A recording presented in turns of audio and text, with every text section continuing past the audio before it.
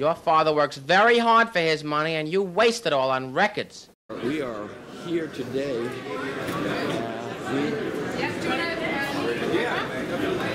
making vinyl, celebrating the rebirth of the global record industry. I wanted to, but I meant to leave early. This shouldn't exist. This should not exist. Yet it lives. See if we can go here.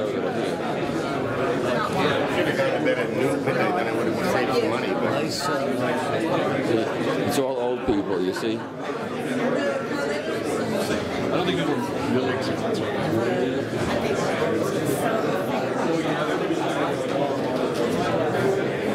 bigger than I thought. quite frankly, it's not a job, it's a life. If I'm not wrong, you run your software, you're able to run the software elements of the pressing via Jack Stout and Stout and Press. I know some of these people, but I don't know a lot of these people. It's amazing.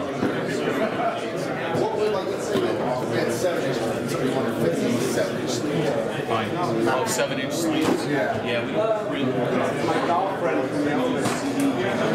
Jared, how are you? I'm Gail. Is this your project? We pressed it, yeah. I voted number. Good morning. How are you? I'm good. How are you? Thank you. You know. Oh, this is the Voyager. Voyager. Yeah. And I This is the real one, right? That's it. Bargain basement and Filene's to get it, but I got it. And I really love it. It's on my phone now. I listen to it. It's really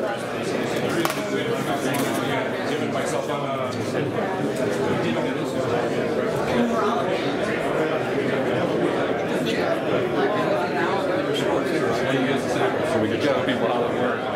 What's going on here? Holy shit, look at the size of this room. The big ballroom.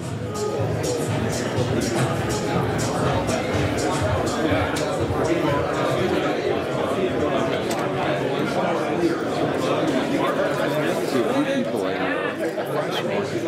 Hello, man. How are you? Did you like that? Yeah. Oh, yeah. There he is, Mr. Vinyl. You are literally Mr. Vinyl. How are you? I'm good. This is TPC Plastics. This is the man responsible for all the pops and clicks on your records. Oh. Nasty. Sorry. Let's keep moving here.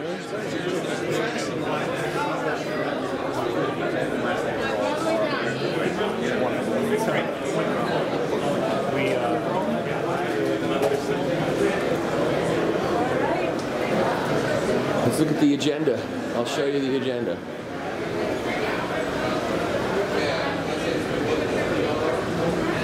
Okay. Numbers.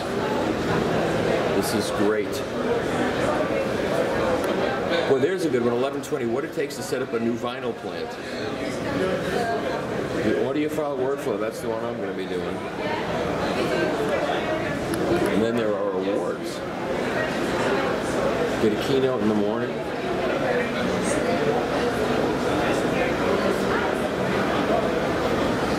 Wow, this looks great.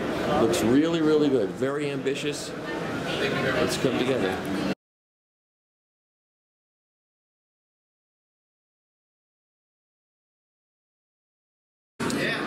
Okay, so this is Pear Olive Rad. How do you spell that? Ragnarius. Okay, Ragnarius. And you're with Phoenix Alpha. Yeah, right. And this is the outgrowth of Alpha Tulex. Yeah. Tulex Alpha. Tulex Alpha. Right. That is. I always get those backwards. Yeah. And so you went back into production. Yeah, right. And you have 12 presses out. Full production at customer sites. Yeah. And we are right now producing a batch of 10 more, which are most of them are sold. Yeah. Actually. So we see a bright future, at least first half year 2018. And the whole story of how this got resurrected is an absolutely amazing story. It is. It is. It's strange, you know. Tulex Alpha, as you know, in the old times, had a beautiful machine, fantastic machine, yes. and it was sold. It was market leader and was sold worldwide. Yeah. It was the last modern record press, essentially. Yeah, exactly. Yeah. And I would say it still is. I hope Byron didn't hear that. You're everybody's entitled to state their opinion here. That's what the script is. Okay, great. So what happened then was that the CD took over, and the LP press were all forgotten, of course. Then CD market collapsed in 2001. Tulex Alpha at that time were quite successful also in the CD business, but the market collapsed. So Tulex International, which was the name at that time, went bankrupt. It was a very big company because they were making CD manufacturing facilities, right? What happened was you ended up getting someone tracked down the son of someone who worked at the original plant. Is that what happened? What happened was that me and a few more old-timers, that used to work for Tulex Alpha, we bought from the bankrupt administrator, we bought all parts, all machines, all intellectual property. And what year was that? 2006. And where were these parts? They were stored like in a storage locker someplace? No, they were at the Tulex factory. So actually we bought the whole thing, from the bankrupt administrator. And price was probably pretty good because who wants a CD manufacturing facility and nobody wants a vinyl manufacturer? No, right. Yeah. No, the price was good, otherwise we couldn't afford it. Yeah. And our business idea at that time was the aftermarket for CD and DVD equipment. Right. We did in 2006. We didn't have a single thought about LP presses, of course. Yeah. But then, in 2015, we started to get requests for spare parts for the old 8012 machines, and also requests for used machines and for a new machine. So we figured, Jesus Christ. We have the knowledge, we have the drawings, we have everything, Let's do it. Yeah. So in January 2016, we said, okay, let's make a new modern AD12. And the first one was delivered in September, same year. To Japan? Nope. Not Japan. To Italy. Italy? Oh. That was the number 1. Japan was number 4, I think. Wow. So, and now we are up to 12. That's outstanding. What a great story. It is. It's fantastic. It's amazing. It's amazing. This whole thing is amazing. I mean, look what's going on here. This is amazing. I can't believe it. And me, myself, I was part of the original design team. I was making, designing the electronics, the controller and the software for the original AD12 back in 1976. That was my first... When you were 12 years old? Something like that. I was fresh out of university, and that was my first job, actually. Yeah. And what'd you do in between? I was running my own company, supplying controllers, among others, to Tulex Alpha. So we made all the controllers for the CD lines, for the DVD lines and everything, but in my own company. Right. So then I retired, and I got to invest some of my money, and I did invest it in Phoenix Alpha. And here you are. This is great. What a great story. Well, thanks so much for sharing. Okay. Thank you. Okay, so many of you will recognize this person. This is Thomas Lobel, Gunter Lobel, who is, I'm bad with names. If I was good with names, I would be a politician, but I'm not good with names. Who is developing a laser etch? HD vinyl. HD vinyl, right? So that you can go on the website and you can see the interview with him and read the comments, many of which are positive and some of which are... I've got a lot of comments, I guess. And this is the financial angel. And this is Thomas. Right. And you are supplying money based upon your love of this whole subject. Yeah, not only money, but mainly also guidance, coaching, tweaking the process of building up a company. You should have a booth here for everybody. Okay, great. I want to get some coffee and we'll talk to you later. Hey man, how's it going? Sorry man, you're doing Zane Day right now. Hey Zane, what's up man? Listen to you. Thank you. That's supposed to see this. We're not. Yeah, us or them.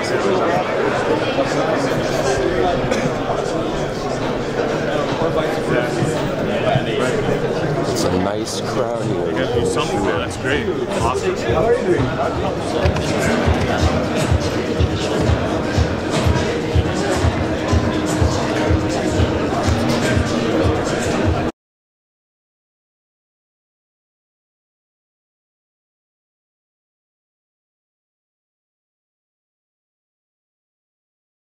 I've also been the guy that's been spamming you for the last 2 months to come to Detroit to celebrate this rebirth of vinyl. We're super happy that you're all here. I don't have a lot of, we'll say, smart stuff to talk about other than maybe some of the things that are going to happen during the day. But of course, the first thing I want to do is, we'll say, thank our sponsors. Of course, without our sponsors, we just couldn't make this happen. And most specifically, I really want to reach out to our friends at Record Store Day and also Third Man Pressing, because we came to them with a little bit of an idea, they thought it was okay, and then they really got behind it, and this is how we all got here together today. So thank you to them, thank you to our sponsors. I'm sorry. So this also is a celebration of the vinyl packaging. This was done, we'll say, by a very important group of people. Thank you very much to them for those that were involved in being in the jury and the selection committee. And this event tonight will be hosted by Craig Braun. Many of you will probably recognize him when he comes to the hotel. He's a very familiar face, and you've probably seen him on TV before. Talking just very quickly about Third Man Pressing Tour. Again, all badges are required to go on the tour. Buses are going to be leaving from the hotel tomorrow at 1:30.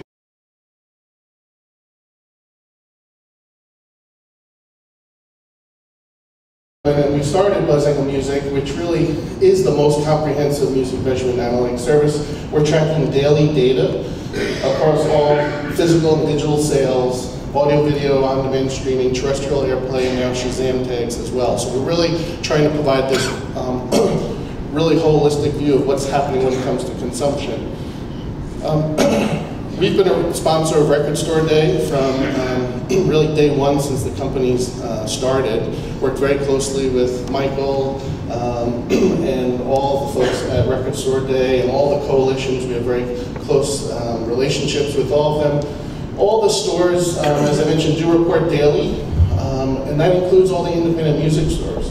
So that's another thing that gives us sort of a leg up, is we're actually able to show you what happened on the actual day. So the success of Record Store Day, which has been a tremendous year of the year, we can actually show you what happened that day, which really gives you a more realistic view than what's been reported in the past. So if we're looking at vinyl album sales trend, and this is over the last 3 years since we've only really been in the market since 2015, you can see, and this is truly raw data coming from on vinyl album sales over the last 3 years, and you can see that growth in 2016 of 26%. Again, that year you haven't seen that number from any other source of that larger growth in 2016 over the previous year. And then this year, where it's been reported that some people have been reporting like 10% or 8% growth. No, that number is more. Again, it's over 20%. It's almost 23% growth of vinyl album sales coming in. And based on where we're at this year, we'll be approaching 9 million raw units of sales of vinyl to consumers by the end of this year, and that's based on that 20%, 23% growth year.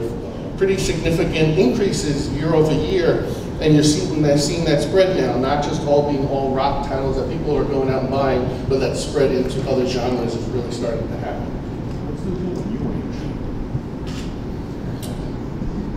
It's probably due to like one title because it's such a small sales segment.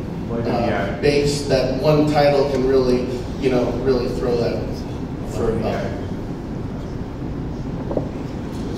So if we look at Record Store Day, and as I mentioned, we are a sponsor of Record Store Day. We do the official charts every year for Record Store Day. And this is looking at, and I'm not sure why that value number is there, but that should be 14% So that Record Store Day on the day was up 14% over Record Store Day in 2016. So significant growth just on day over day, year over year for Record Store Day at independent music stores only. So really significant growth year over year. And not only did it affect vinyl, but you can see all album sales were actually up 6% at independent music stores as a result of the vinyl push. And for the most part, 3 out of every 4 albums that were purchased on Record Store Day were vinyl records last year. And it's 78% to be exact, up slightly from 73% the previous year. So even more people are going out on Record Store Day to buy more and more vinyl. Nearly 85% of all the purchases on Record Store Day at independent music stores were vinyl. So not only just vinyl albums, but also a lot of the vinyl singles that were available on that day as well, where it had significant purchasing. Discogs. If you haven't been there, it's a rabbit hole. The average time on site is about 35 minutes. So I think that, and I actually compared this. I'm stuck on this porn thing, but they're about 6 minutes for porn. So the Discogs process takes all long. it takes. I'll move on, I swear. So yeah, the most popular format again, vinyl. 13%, 14% year over year this year.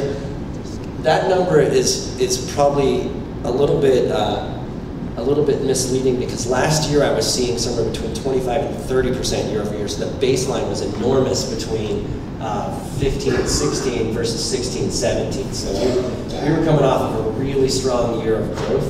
Not that that's excellent growth. It's fantastic. It's just that the baseline has gone up so high. So, for example, last week I think we saw about 120,000 orders on Discogs' website. So it works like eBay. There's buyers and sellers. We don't actually have any records. We are the catalog, and we connect the buyers and sellers. So 120,000 orders at about 1.6 items per order. So you got 180,000, 190,000 physical media music items were sold last week on Discogs. So not a small number, I don't think.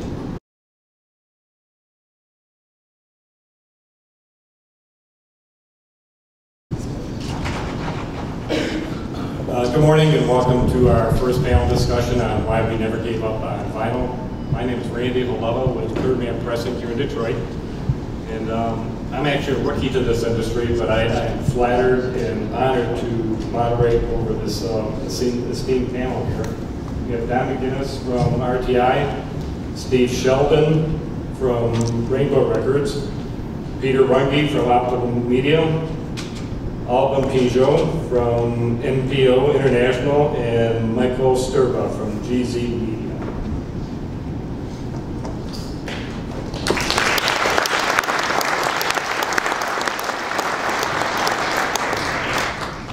The changeover from the long box and the blister pack happened just overnight.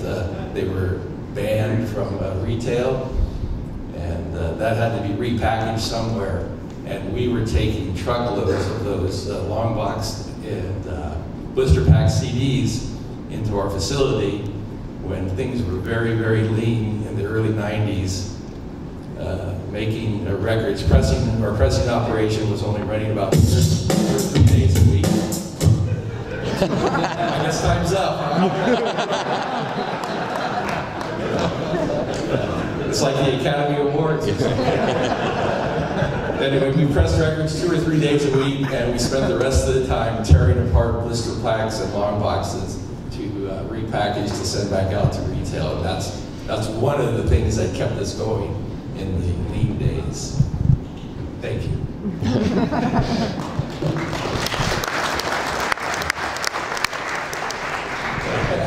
Good morning. I'm Steve Sheldon, president of Rainbow Records.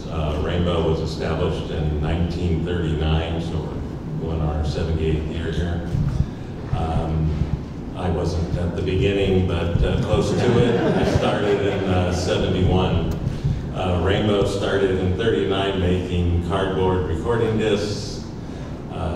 In the 40s, Jack Brown, who started the company, invented the flexi record or the paper record. which then lent itself to all kinds of advertising, promotional.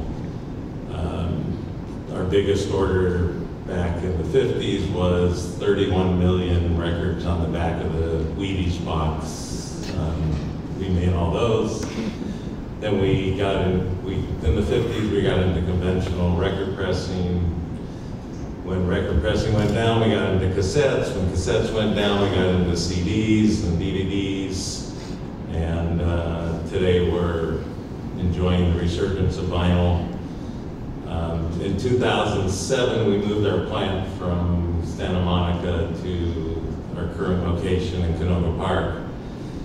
And I made the decision to move the 14 presses that we still had. At one time we had 28, and we were pressing, before the automatic, we were pressing like 60,000 records a day back in the 70s.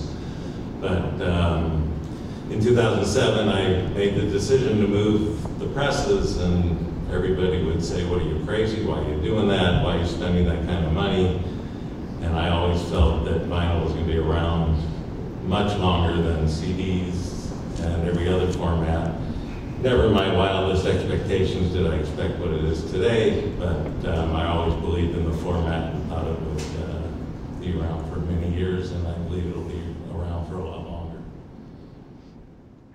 My name is Peter Runge. I work for Optimum Media.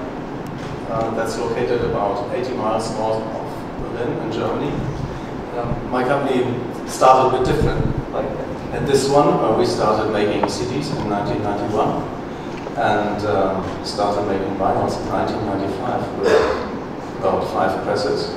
And today we operate 40 presses, press between 70,000 and 80,000 vinyls each day, 24/7. We also make 140,000 optical discs, and for vinyls we produce everything, like all the pouches, the sleeves, covers, gatefolds, the labels, you name it, just not the compound. Everything else is produced, and yeah, we came from those very small numbers.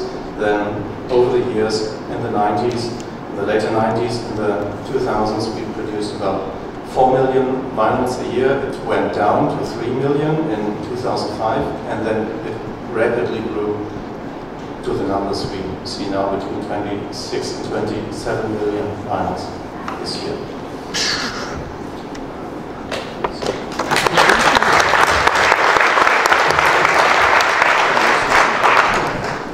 Good morning, everybody. I'm Alban Pinjot from MPO. MPO is a French company. We are celebrating today our 60 years birthday. We started with vinyl disc printing in '57, so a long time ago. Today the company is about $100 million revenue and maybe around 30 million from vinyl. We are pressing CD also. We are very well involved in packaging and design. We believe firmly that the vinyl is not just about application, it's about a nice product, about premium product. So today our main business is music, and also in France we work a lot for the beauty market, the cosmetics of the packaging, and we will see a lot of relationship between vinyl and premium and luxury products. So I think that vinyl could be the next future for the music, physical product for our industry. Which will be very important is that we multiply by maybe 10 in 6 years the number of vinyl and the revenue for vinyl. We never stop it. So the low level was about maybe 3 million discs per year in the year 2010, and today is ramping up and ramping up. So it's not just about pricing. It's a lot of process, investment, money. All the industry has to be. We need to put a lot of energy and investment in this industry, because nothing moved for the last 30 or 40 years. So it's very important to invest a lot of money for our future in manufacturing, and so it's brilliant. So thank you again to be here, and I think we can answer to your question. And just something very important, You mentioned the record store day. We do in France all the record store day, big ship logistics services, and we saw the resurgence of the disc, of the vinyl disc in France or in Europe, thanks to the record store day. And last point was very important. We started to reinvest in vinyl really in the year 2012, thanks to our American partner, Buzzangle, and because we saw through America the vinyl coming back. So it's thanks to US that in France we invest a lot of money in order to export in the US market. We are exporting 80% of our product across the world, and America is one of our main markets. Thank you.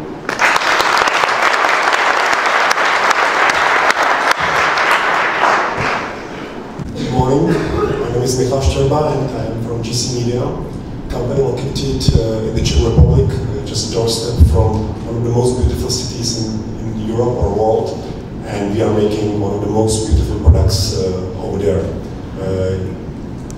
We are manufacturing vinyl records since 1951, and we never stopped manufacturing vinyl records, although we changed the company a lot throughout the time, because we do a lot of packaging and we do a lot of assembly services for various different industries. Those activities helped us to invest massively into vinyl manufacturing over the last 10 years and to support the revival of vinyl records. GC Media is known for a variety of products that we can offer.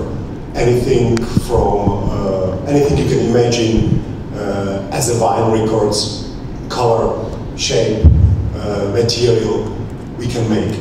And packaging is our strength because we do everything in-house, including the bespoke packaging. Most of the products that we manufacture are distributed in Europe and US. Approximately 30% of our products goes to the United States thanks to our partners that we have over here. Just roughly about figures, we will manufacture and sell this year over 25 million of records.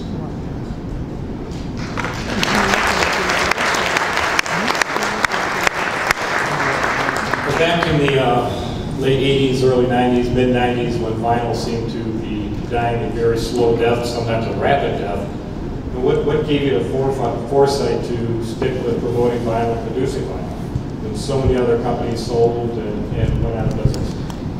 Well, RGI was fortunate to have customers that were committed to vinyl even in those darkest days. Some strong independent labels that saw vinyl as a key to their success. And then also in the high-end market, the audiophile market, we had captured a lot of that market, and they were committed to continuing to put their product out in the analog and vinyl format. So that was certainly important to us, and then they sustained us during those years of the mid-90s that were really a struggle for the overall industry.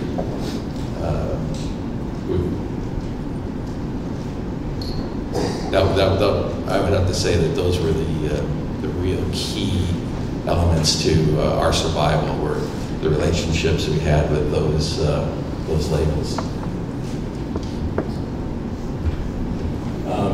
Personally, I mean, I just love the format. Cassettes were cool, and actually cassettes were quite profitable. CDs, I didn't really fall in love with too much.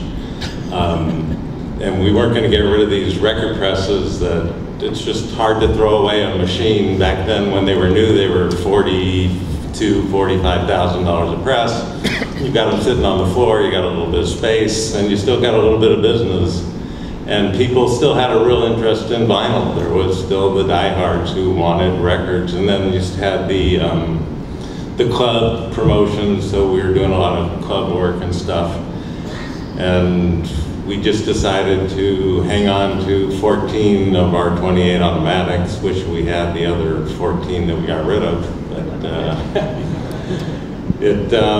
it's just the format, love it and still love it today. For us, it's the case that we are a service provider for the music industry, and the music industry always had vinyl, and not the majors. They were pretty small in vinyl over a very long period of time since the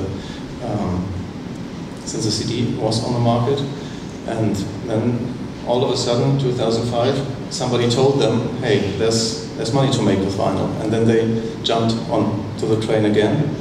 And yeah, the indie labels were the ones that always keeping vinyl in their minds and helped us and stood with us in all of the time when we were making vinyls.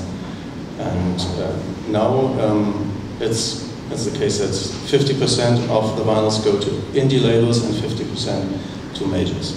So both grew very quickly. Yeah, for us it was certainly not for economic reason. So for years the vinyl was not, you know, a way to make profit. It was much more a passion. And we started with this product 60 years ago. We are a partner of the music industry for so many years, but it was so important to continue with our customer, not just with, well, after cassette and CD, but keep with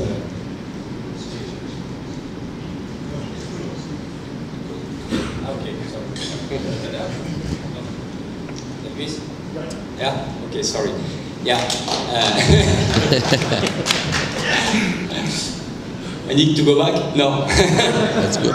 Yeah, no, yes, vinyl is a passion in NPO, so it's certainly not because of economic reason we decided to continue with vinyl between the year 90 and, well, the year 90 was maybe the biggest numbers we pressed for the last 60 years, and then the figures went down until 2010, but we never stopped it because, first of all, we have been working with the music industry for so long. It was very important to continue to serve our customers, and customers are, at the time for vinyl was mainly the indies, the small labels, independents and DJ.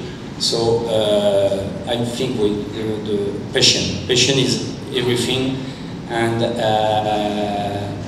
we never give up, and I think it was a good thing. Yeah, for us it was a bit of nostalgia to keep the vinyl manufacturing going on.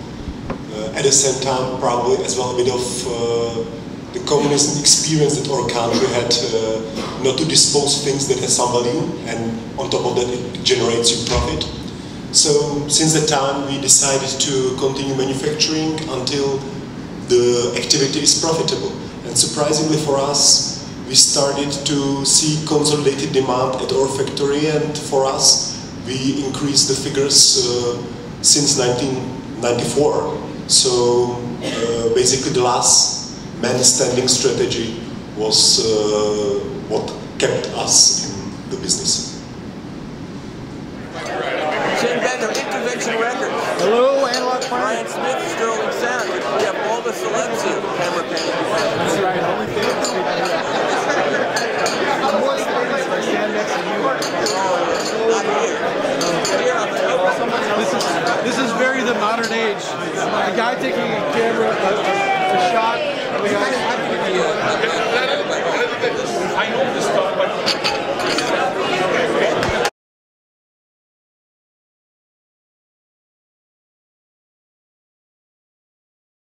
these plants that are up here, it was like he's the go-to guy when you're setting up a new plant. So he was definitely the right person to moderate this session.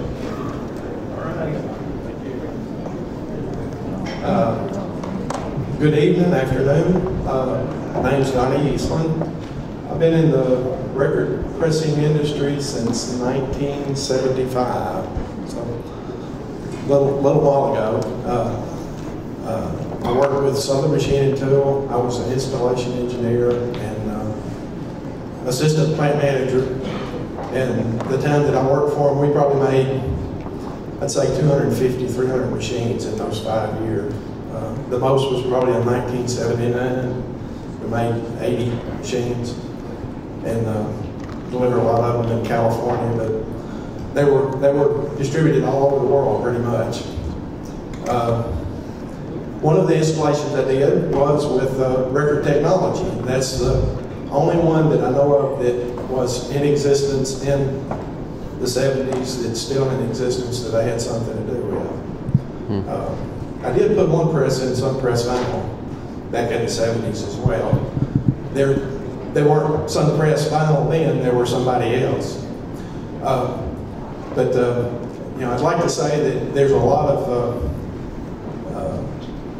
there are a lot of issues in starting a new record pressing plant.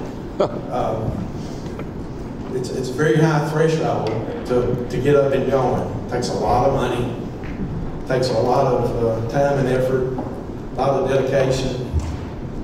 If you don't have $1 million, 2 years that you're not planning on doing anything else, don't think about starting a record pressing plant. I think every one of these people will probably, I know several of them. Several of them have been in their factories, not all, but several. So I'd like to just maybe run that down the line and see if they concur with me on that issue right there.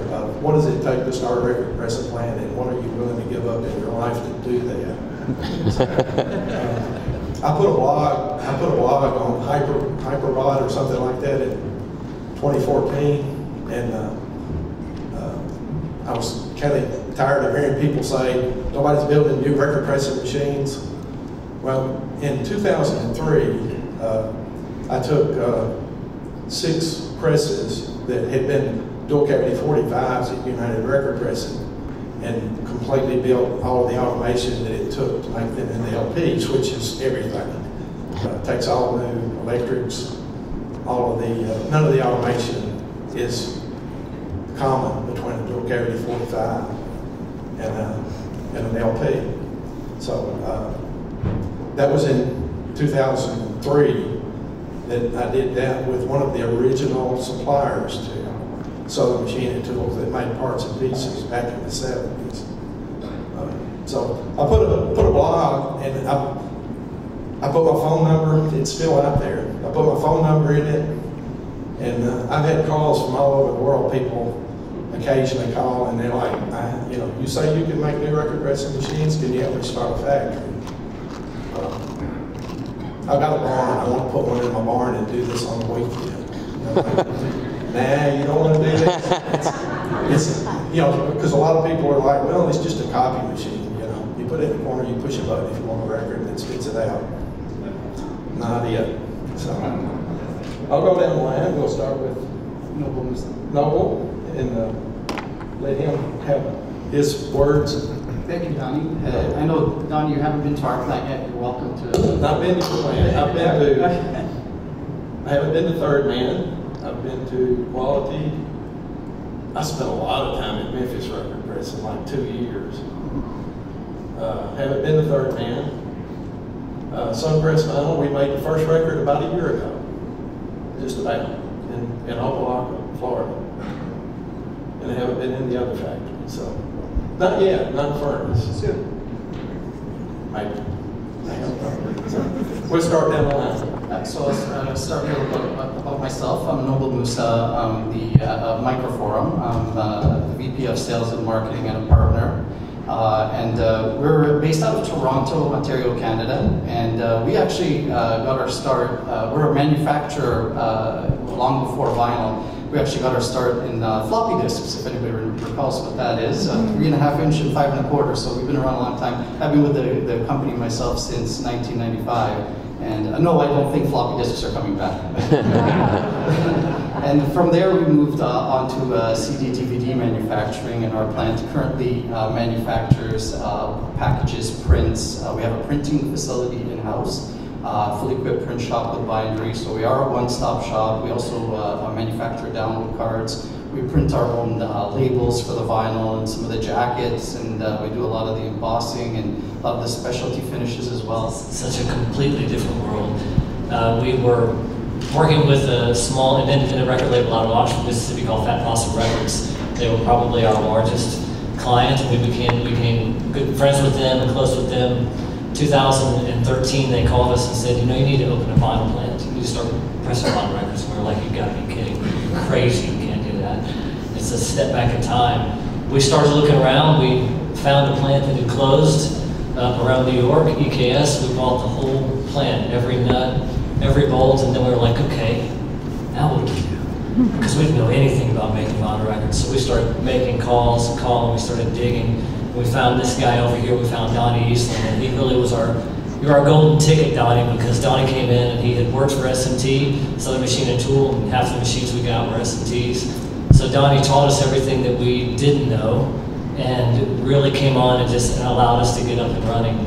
In 2016, we partnered up with GZ Media. Mikhail was up here earlier talking about what a fantastic operation they have. And we've taken that to really just expand our business and to grow it as much as we can. When we installed all the equipment in Memphis, we had a plan that was about this big. And 6 months into that, we just blew it out of the water. And what we did was we destroyed our infrastructure pretty much.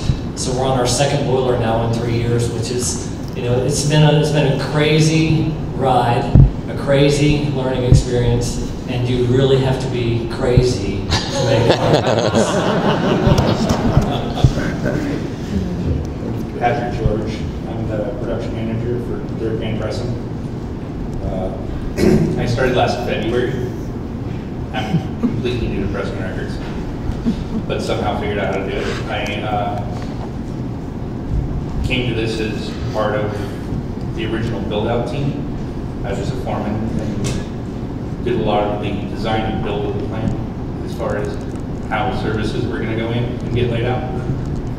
And during that time, they asked me to come on, and the rest is history. We somehow learned and figured out how to make records, not quickly, but decent quality at least.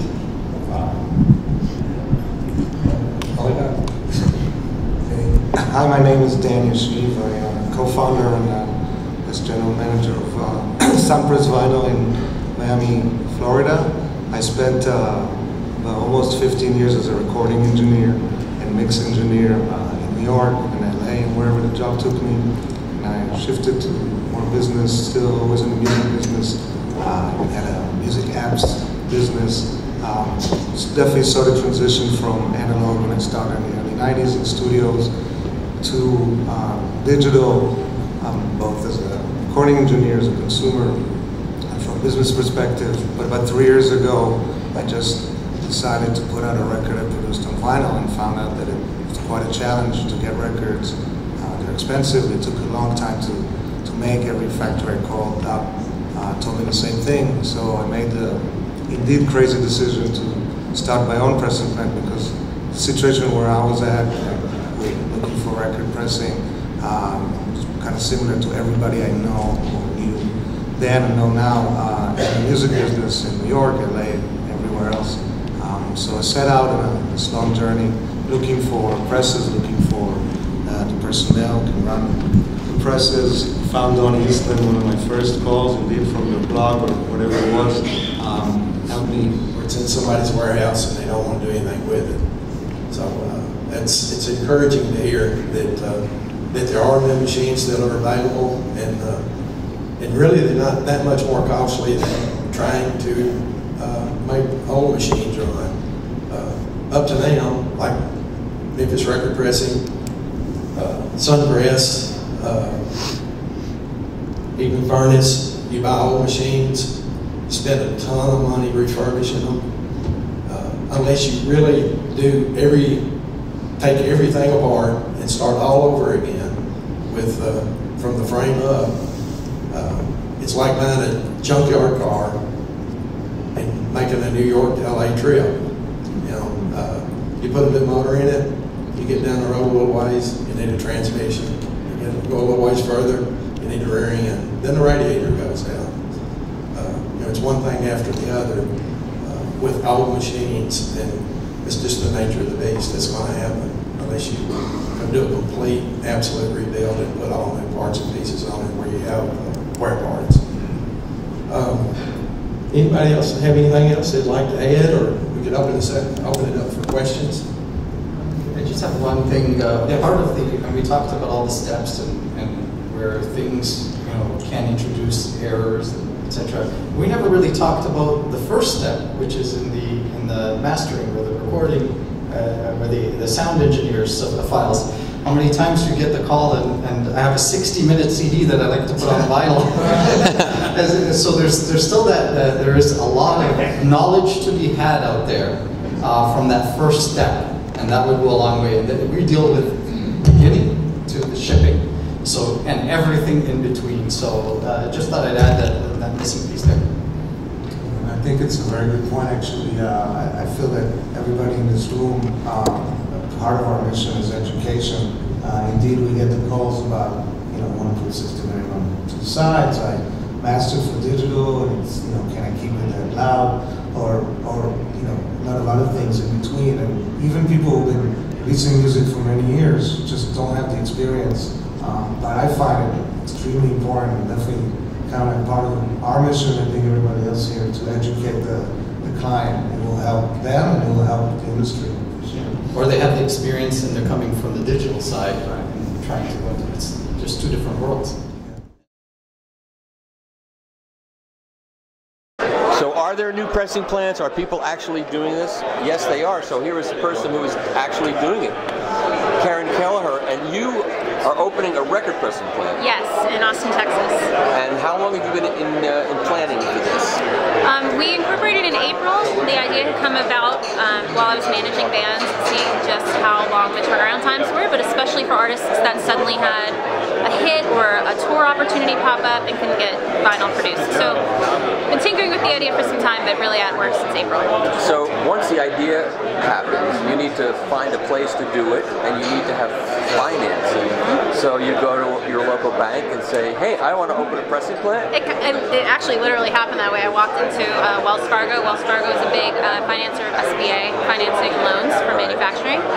Brought them my business plan, and within a day had a meeting at Wells Fargo's headquarters, and they've been really supportive of the business. Wow. And how did you put a business plan together? Do you have a background in it? I'm an MBA, quant jockey. Spent a number of years working at Google, running the digital music strategy there. So for me, this really started as a thought exercise of, why are these plants so backed up? Where's the resurgence coming from? And as I was developing, almost the intellectual exercise of it was saying, yeah, I think this is possible. I think we can do this. Wow. And then, so from there, you needed to find expertise. And how'd you do that? I've been very, very lucky. Austin, Texas has such great talent in both music and manufacturing. Was able to find an excellent director of operations, Gator Russo, who joined from a very successful manufacturing startup called Build-A-Side. And he's leading the operations on that side. But when it comes to learning the vinyl industry itself, I found the community has been so helpful. Isn't it amazing? More so than any other space I've worked in. Competitors, even at this conference here, you're finding people are willing to share best practices because it kind of helps everybody get better together. And I think even when the pressing capacity reaches the point where it's almost saturated, where everybody has enough business, they're still going to be friendly with each other and helpful. It's just the way this is. Yeah, and even today hearing statistics about how Valentine's Day has a seasonal moment, you think about all of the different product extensions. Once people have capacity, what could we do with that? We're not scrambling to just keep up with orders. And so you're starting with small runs of records for small bands. Yes, and timely opportunities, yeah. So, even as a fan, I would go to shows and find out that bands who just started their tour are out of vinyl. And from working on this side of it, it's going to be 4 months before you get refilled. That's and what too a lost late. opportunity. It is, and when I was working and moonlighting as a band manager and seeing this for my artist, what the actual dollar loss was when they just didn't have product available. So our focus will be on short-run orders under 1,000 copies. And your pressing plan is called? Gold Rush Vinyl. Gold Rush Vinyl. Yeah, so we promise high-quality, fast turnaround vinyl pressings. Excellent. Thank you so much for Thank you.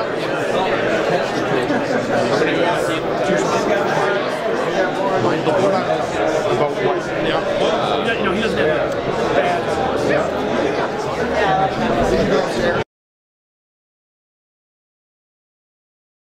A plating manufacturing company with Digital Matrix and Alex Greenspan. And we have a resin house supplier, which is a Resinoplast with Pierre-Henry Constant. So what we have to introduce their companies is they actually have videos. So we're going to watch the first video and PowerPoint presentation for Resinoplast. We'll talk about raw materials because making a vinyl record starts with raw materials, PVC compound. And I don't know if it's coming up. Yes. And we are a company named Naken, but this is only our today's name. We've been in this business for the last 45 years because we were in the past a former ELF company. ELF is a major petroleum company based in France. And then we spin off to Alpha Tochem, to Arkema. And now we are independent, owned by a French-American group. And we've been producing vinyl record compounds for the last 45 years. It went back to the times where that was only vinyl acetate before having PVC and vinyl acetate in there. And recently we make those records not only in France, but we can also make it in Vietnam. And this is the newest release that we have, that those two records have been made with the exact same formulation. One in Europe, one in Asia. And this is the exact same compound that we produce. And I've been general manager for France, and I am general manager for Vietnam today. And we can do both in the same equipment.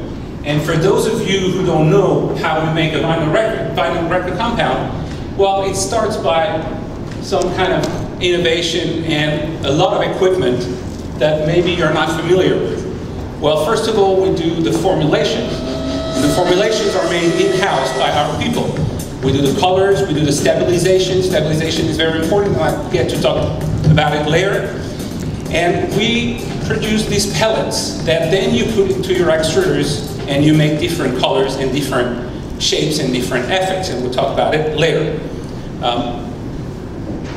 The one thing that is very important for us as a company is that we provide 100% lead-free compound, which means that our stabilization for the PVC has no lead inside. This is not only because we're Europeans, but this is also in Asia for me, where I can still produce with lead. This is a question of choice that we've made, and we do not use lead into our compounds. In Europe, the one we sell in the US from my business partner Tom Seidelman, and the one we sell in Asia to some Asian record companies. We're now going to pass the mic on over to Pierre Olaf from Phoenix Alpha. If you could just give some info about your company and about your record press. Can I sit here? Yeah, or if you would like to sit here or stand. Oh, it doesn't matter.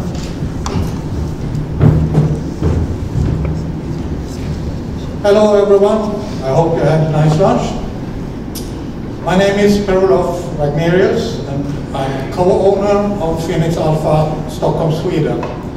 And I've been involved in the LP pressing business since 1976, when I was part of the engineering team of Turex Alpha.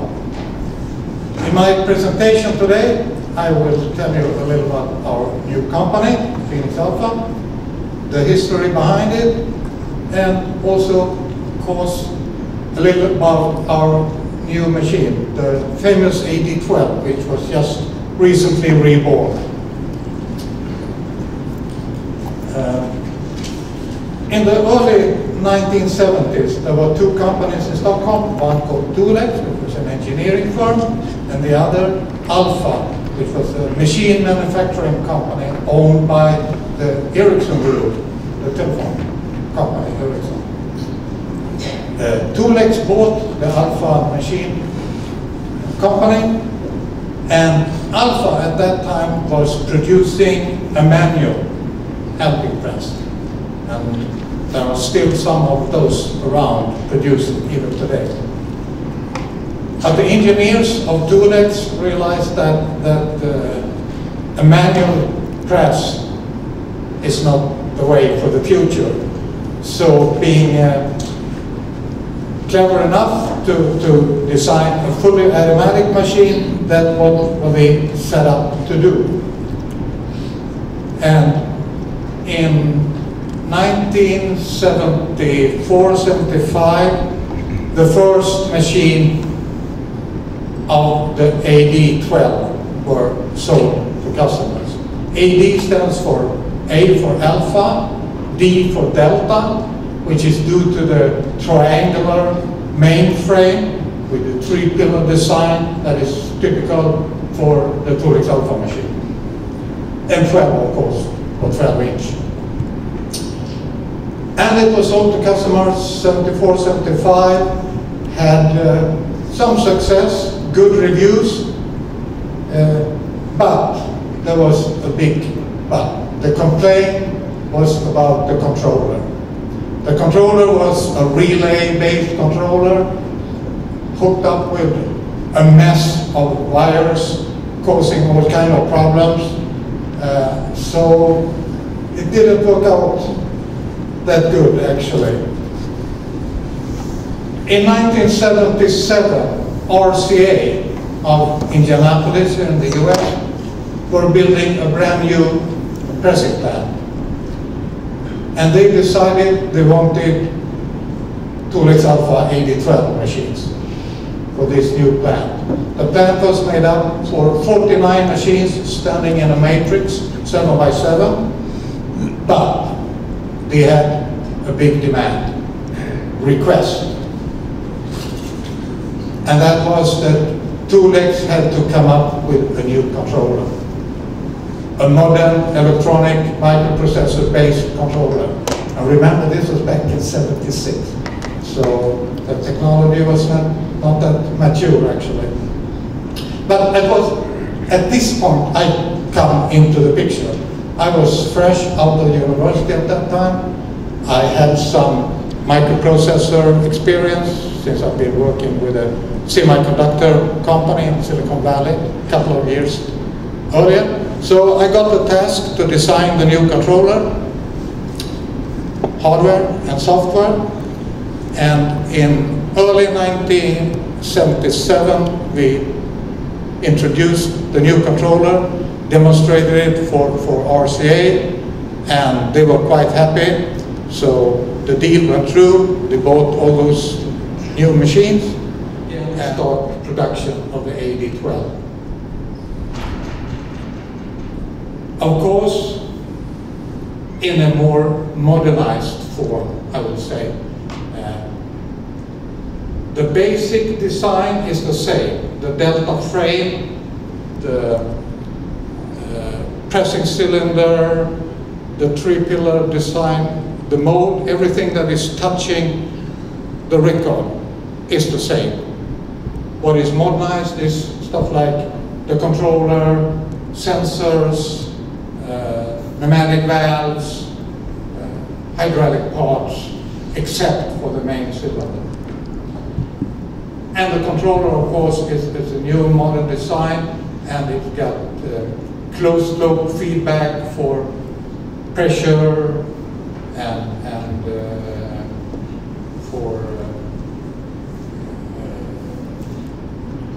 for the press board operating up and down, stuff like that. And in September 2016, we delivered the first machine to customer. And since then, we have delivered 11 more, so we have 12 machines out now in full production at customer side. And we have confidence in this machine, and it has proven, again, be a top-notch quality product, producing good records in a small footprint. And I hope you all will appreciate those machines and those discs coming out of that machine. Thank you.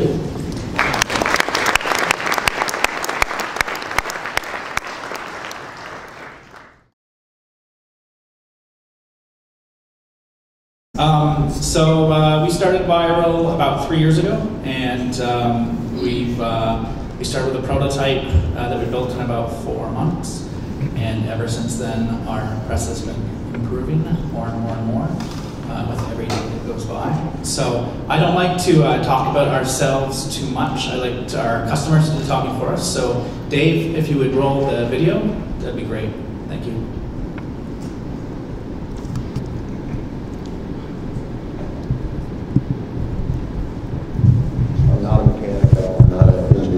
But I looked at the blueprints, I said, well, this is how they used to be made, maybe we can make one better. Thankfully, we found engineers that actually knew what they were doing, and they were doing it better than what my sketch was. After months and months of searching, found these machines up in Canada by Viral Tech. I said, let's just fly up and see what they're doing. Saw the prototype, met all the engineers, and just said, these guys know what they're doing, they're smart, they're experienced, let's do vinyl. We have the first 2 production presses in the world. They're just incredible machines. The old machines, every minute and a half or so, on an automatic press from the 1960s, you have a final record come off. The difference is ours has a computer for a brain. We have sensors, and we have robotic arms, and we have all these great tools at our disposal. Currently, we can get those down under 30 seconds. We're going to start at the beginning of the process. Essentially what you have polyvinyl chloride, or PVC. 1 pound of this makes about 3 records. What happens is it gets sucked through this tube here, through a vacuum hose, sucks it all the way in automatically when the press asks for it into this hopper. If you were going to do a red record or a yellow record or clear, it would be a different color PVC. And then it hits this is called your extruder. This extruder actually melts the PVC, and it has a screw inside of it, and melts it all the way up. Right here is formed what is called a puck. It gets pulled in by these arms, labeled top and bottom. You can see there's grooves that looks like a silver record. That's the mold. Cold water gets pumped in through these suckers, all coming out of these pipes above us, so it's steam and cold water. When it's finished pressing, the press opens. This arm grabs it. It pulls into this trimming station. Closes it, cuts it off.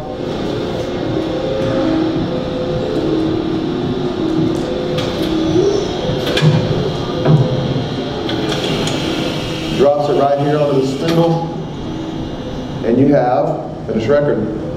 After about 100, 120 records, the system notifies you, the technician opens it, pulls off the finished records, puts it here on the cooling cart, until it's time to pack. Okay, this is a short one. Welcome.